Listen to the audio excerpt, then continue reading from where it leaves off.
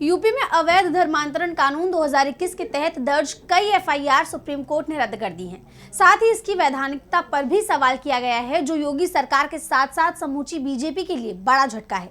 शीर्ष अदालत में जस्टिस जेबी पारदीवाला और मनोज मिश्रा की पीठ ने कहा है कि कानून के कई प्रावधान प्राइवेसी, समान व्यवहार, लोगों की आजादी और संवैधानिकता की कसौटी पर खरे नहीं उतरते। मामला प्रयागराज से जुड़ा है, जहां Sam Higginbottom university of agriculture technology and science के कुलपति राजेंद्र बिहारी लाल और निदेशक विनोद बिहारी लाल पर अवैध धर्मांतरण के आरोपों में मुकदमे दर्ज किए गए थे।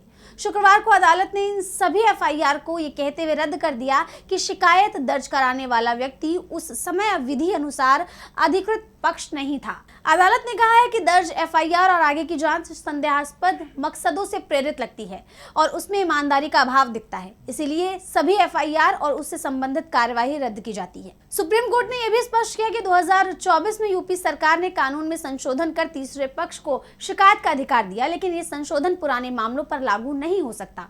इसीलिए उस समय के अनुसार केवल पीड़ित या उनके परिवार को ही शिकायत का अधिकार था। सुप्रीम कोर्ट ने कहा कि धर्म परिवर्तन से पहले और बाद में अनिवार्य घोषणाओं की वैधानिक प्रक्रिया बहुत ज्यादा बोझिल है और इसमें राज्य की जरूरत से ज्यादा दखलंदाजी व्यक्तिगत आस्था और गोपनीयता के अधिकार से टकराती है। अदालत ने स्पष्ट किया कि वो फिलहाल अधिनियम की संवैधानिक वैधता पर अंतिम फैसला नहीं दे रही, लेकिन कहा कि इन पहलुओं को नजरअंदाज नहीं किया जा सकता।